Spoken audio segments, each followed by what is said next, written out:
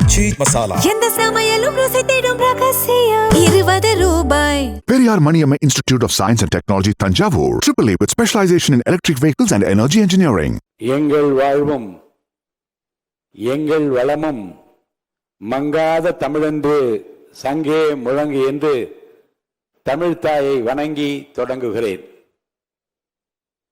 மக்கள் நெஞ்சங்களில் நீக்கமர நிறைந்திருக்கிற போற்றுதலுக்குரிய இந்திய திருநாடே வியப்பால் விழிகளை உயர்த்தி தமிழ்நாட்டிலே இப்படி ஒரு முதலமைச்சரா என்று விழிகளை திறந்து போற்றி பாராட்டுகிற மாண்புமிகு தமிழ்நாடு முதலமைச்சர் அவர்களுக்கும் மாண்புமிகு அமைச்சர் பெருமக்களுக்கும் உடன் பொறுப்பேற்றிருக்கும் மாண்புமிகு பேரவை துணைத் தலைவர் மாண்புமிகு திரு மு ரவிசங்கர் அவர்களுக்கும் மாண்புமிகு எதிர்க்கட்சி தலைவர் அவர்களுக்கும் வாழ்த்துறை வழங்கிய அனைத்து சட்டமன்ற கட்சி தலைவர்களுக்கும் மாண்புமிகு பேரவை உறுப்பினர்களுக்கும் பத்திரிகையாளர்கள் மற்றும் ஊடக நண்பர்களுக்கும் என்னுடைய பணிவான வணக்கங்களை முதலில் தெரிவித்துக் கொள்கிறேன். பூர்வீக இடத்தை திருச்சி மாவட்டமாகவும் பிறந்த இடத்தையும் பெண் கொண்ட இடத்தையும் திண்டுக்கல் மாவட்டமாகவும் வளர்ந்து ஆளாகிய இடத்தை திருவள்ளூர் மாவட்டத்தை சார்ந்த அம்பத்தூராகவும் கொண்ட எனக்கு 1000 விளக்கு தொகுதியில் போட்டியிட வாய்ப்பளித்து 15,141 வாக்குகள் வித்தியாசத்தில் வெற்றியடைய செய்த மாண்புமிகு முதல்வர் அவர்களுக்கும் என்னுடைய 1000 விளக்கு தொகுதி மக்களுக்கும் என்னுடைய நெஞ்சார்ந்த நன்றியை மலர்களை காணிக்கையாக்குகிறேன். 1980ஆம் ஆண்டு சட்டமன்ற உறுப்பினராக பொறுப்பேற்ற நான் முதல் நாள் இந்த வளாகத்திற்கு வந்தபோது என் தகப்பனார் ஜான் சாமுவேல் அவர்களும் தாயார் கமலம் சாமுவேல் அவர்களும் என் மூத்த அண்ணன் கிருபாகரன் அவர்களும் மூத்த அண்ணன் ஆரோக்கியராஜன் அவர்களும் இங்கே அமைந்துள்ள செயின்ட் மேரிஸ் சர்ச்சுக்கு அழைத்து சென்றார்கள். ஜெபம் செய்த பின்னர் என் பெற்றோர், சிறிய வயதில் பெரிய பொறுப்பு உனக்கு கிடைத்திருக்கிறது, நல்ல பெயர் வாங்க வேண்டும், நம் வீட்டு வாசலில் நின்று நம்ம யாரும் கேள்வி கேட்கக்கூடாது, நீ பெரியவர்களை மதிக்க வேண்டும், தவறான வருவாய் எந்த காலத்திலும் வீட்டுக்குள் வரக்கூடாது, யாருடைய சாபத்திற்கும் நீ ஆளாக கூடாது என்று அறிவுரை கூறி நெற்றியில் சிலுவை அடையாளமிட்டு முதல் நாள் சட்டமன்ற கூட்டத்திற்கு ஒரு எல்கேஜி பிள்ளையை பள்ளிக்கு அனுப்பி வைப்பது போல அனுப்பி வைத்த நாட்களை நான் நினைத்து கொண்டுதான் வளாகத்துக்குள்ளே வந்தேன். 38 ஆண்டுகளாக உன் கண்ணின் இமை போல என்னை காத்து இந்த உயர்வான இடத்திற்கு நான் வர வேண்டும் என்று விரும்பிய என் துணைவியார் கிரேஸ் ஜெயந்திராணி அவர்களை நன்றியோடு நினைக்கிறேன். பொது வாழ்வில் என்னை வளர்த்து உருவாக்கி ஆளாக்கிய பெருமை புரட்சி தலைவர் எம்ஜிஆர் அவர்களுக்கு தான் உண்டு. இதே சட்டமன்ற வளாகத்தில் 84ஆம் ஆண்டு புகாரே இல்லாத சட்டமன்ற உறுப்பினராக உங்களை பார்க்கிறேன். யாரை கேட்டாலும் கண்ணியமானவர், நல்லவர் என்று சொல்கிறார்கள். இந்த நற்பெயரை எப்படி எடுக்க முடிந்தது என்று புரட்சி தலைவர் என்னிடம் கேட்டார். சிறிய வயதில் என்னை சட்டமன்ற உறுப்பினராக ஆக்கினீர்கள், உங்களுக்கு கெட்ட பெயர் வரக்கூடாது என்று கவனமாக நடக்கிறேன் என்று பதில் சொன்னேன். மிகவும் பாராட்டி கொண்டிருந்த சட்டமன்ற பேரவையில் என்னை அனுப்பி வைத்தார். 78ஆம் ஆண்டு அம்பத்தூர் நகரிய கவுன்சிலர், 80ஆம் ஆண்டு சட்டமன்ற உறுப்பினர், 84ஆம் ஆண்டு ஒருங்கிணைந்த 17 தொகுதிகளை உள்ளடக்கிய செங்கல்பட்டு மாவட்டத்திற்கு மாவட்ட செயலாளர், 85ஆம் ஆண்டு முதல் அவர் மறையும் வரை அனைத்து இந்திய அண்ணா திராவிட முன்னேற்ற கழக எம்ஜிஆர் இளைஞரணி செயலாளர் பொறுப்பில் அமர்த்தினார். அவர்தான் எனக்கு வாத்தியார். மனிதநேயம் உட்பட பல ஆளுமை பண்புகளை அவரிடம் நான் கற்றுக்கொண்டேன். எனக்கு ஒரு மகள் இருந்திருந்தால் நான் பிரபாகருக்கு தான் கொடுத்து வைப்பேன் என்று தமிழ்நாட்டில் முதல் முறையாகவும் கடைசி முறையாகவும் என்னை ஒரு வீட்டு பிள்ளை போல வளர்த்து உருவாக்கிய ஆளாக்கிய புரட்சி தலைவர் எம்ஜிஆருடைய நினைவுகளை இந்த நேரத்தில் நான் சுமக்கின்றேன். அவர் மறைவுக்கு பிறகு மறைந்த முதல்வர் புரட்சி தலைவி அம்மா அவர்கள் அன்பையும் நம்பிக்கையும் பெற்று அவரோடு பலமுறை நான் பயணித்திருக்கிறேன். பல முக்கிய முடிவுகள் எடுக்கின்ற அந்த கொள்கை முடிவு கூட்டங்களில் பங்கு பெற்றிருக்கிறேன். மக்கள் தலைவர் மூப்பனார் அவர்களோடு பொதுவாழ்வு பயணம் தொடர்ந்தது. காங்கிரஸ் பேரியக்கத்தின் மாபெரும் தலைவரான அவர் தனி இயக்கம் கண்டபோது அவரின் அரசியல் தனி செயலாளராக பணியாற்றினேன். எனக்கு கிடைத்திருக்கிற மிகப்பெரிய சொத்து ஜேசிடி பிரபாகர் என்று பொது மேடையில் அவர் என்னை பாராட்டி பேசினார். மீண்டும் புரட்சி தலைவி அம்மா அவர்களின் தலைமையில் திராவிட முன்னேற்ற அனைத்து இந்திய அண்ணா திராவிட முன்னேற்ற கழகத்தின் முதுபெரும் தலைவர் அவருடைய தேர்தல் நேரத்திலே எதிர்த்து 2011ஆம் ஆண்டு வில்லிவாக்கம் தொகுதியில் வெற்றி பெறுகிற வாய்ப்பை இறைவன் எனக்கு அளித்தார். சிட்கோ தமிழ்நாடு சிறுதொழில் வளர்ச்சி கழகத்தின் தலைவராக 3 ஆண்டுகளும் பணியாற்றினேன். 2013ஆம் ஆண்டு அகில இந்திய செஸ் சம்மேளனத்தின் தலைவராக இருந்தபோது இந்தியாவில் முதல் முறையாக அகில உலக செஸ் போட்டியை சென்னையில் நடத்துவதற்கு மாண்புமிகு அம்மா அவர்கள் 29 கோடி ரூபாய் நிதி அளித்து அந்த போட்டியை என் முன்னிலையில் நடத்துவதற்கு, அந்த வரலாற்று சிறப்புமிக்க இந்தியாவிலே முதல் முறையாக நடத்துவதற்கு காரணமாக அமைந்த அந்த நிகழ்வு என் நெஞ்சத்தில் நீங்காது இருக்கிறது.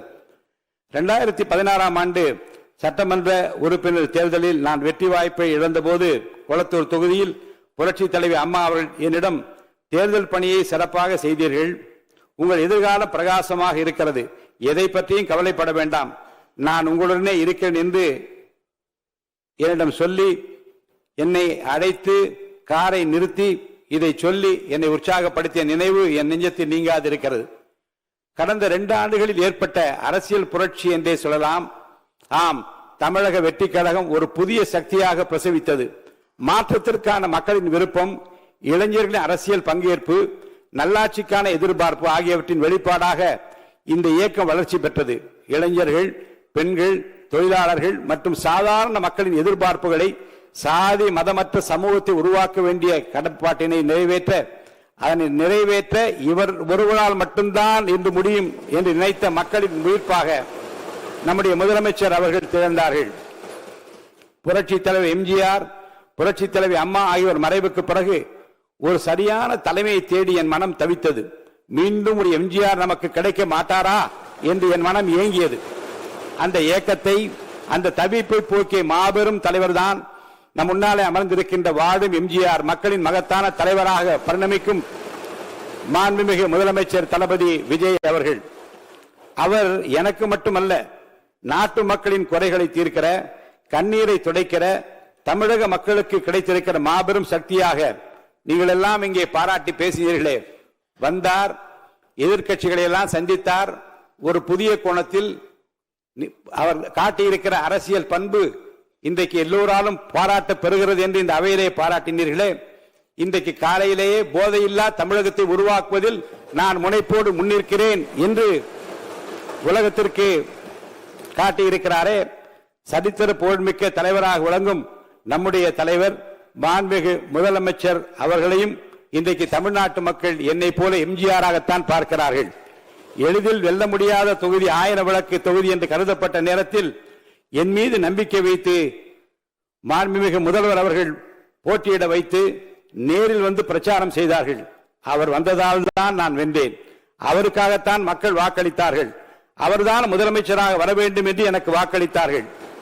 வாக்களித்த 1000 விளக்கு தொகுதி வாக்காளர் பெருமக்களுக்கு என் நெஞ்சார்ந்த நன்றியை மீண்டும் தெரிவித்துக் கொள்கிறேன். தமிழக வெற்றி கழக தொண்டர்களைப் போல கைமாறு கருதாமல் உழைக்கக்கூடிய, காசு பணம் கேட்காமல் உழைக்கக்கூடிய,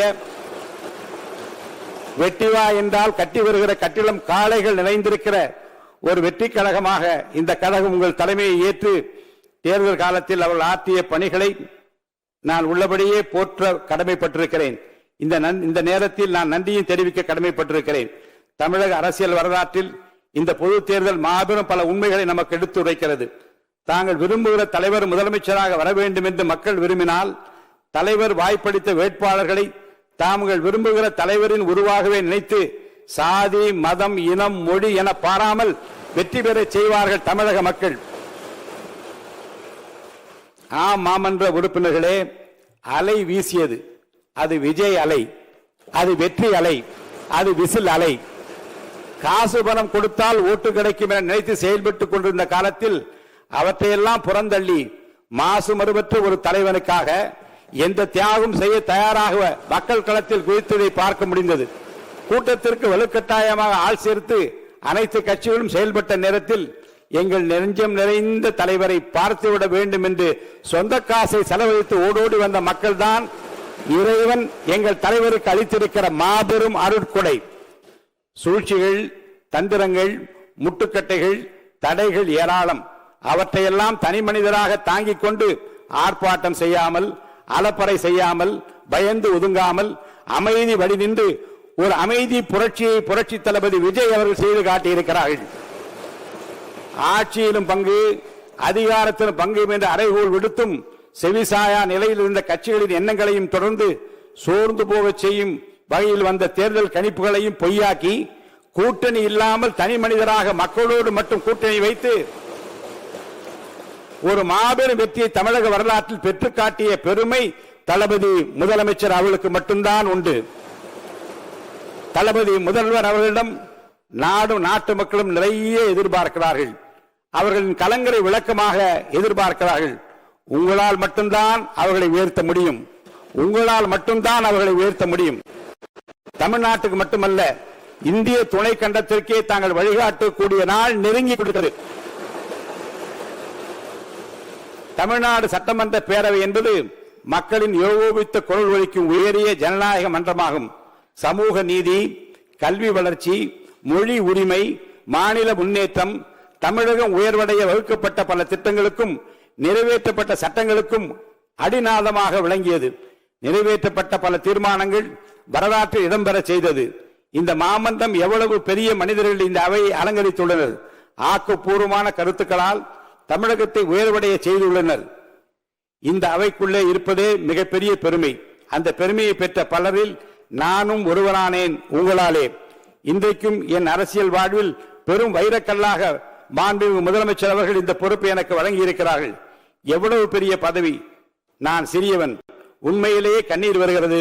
மிகப்பெரிய கௌரவத்தை எனக்கு வழங்கி நம்முடைய தலைவர் அவர்கள், முதலமைச்சர் அவர்கள் என்னை சிறப்பித்திருக்கிறார்கள். மாண்புமிகு முதலமைச்சர் அவர்களுக்கும் ஒரு மனதாக என்னை தேர்வு செய்து எனக்கு வாழ்த்துறை வழங்கிய அனைவருக்கும் என்னுடைய மனமார்ந்த நன்றியை தெரிவித்துக் கொள்கிறேன். மிகப்பெரிய கௌரவத்தை பெற்றுள்ள இந்த மகிழ்ச்சிகரமான தருணத்தில் எனக்கு உறுதுணையாக நின்ற குடும்பத்தார் அனைவருக்கும் என்னுடைய நெஞ்சார்ந்த நன்றியும், நண்பர்களுக்கும் நன்றியும் தெரிவித்துக் கொள்கிறேன். நக்கீரன் டிவிக்கு சப்ஸ்கிரைப் செய்யுங்கள். உங்கள் ஆதரவே எங்கள் பலம். ஆசிரியர்களுக்கு நண்பனாகவும் மாணவர்களுக்கு ஆசானாகவும் திகழும் தேர்வு வழிகாட்டி. ஒவ்வொரு பாடத்திற்கும் அனுபவமிக்க ஆசிரியர்களின் துல்லியமான தெளிவான விடைகள். CNC இருக்கு, தேர்வு பயம் எதற்கு? இது தீரன் பப்ளிஷிங் ஹவுஸ் விற்பனை வெளியீடு.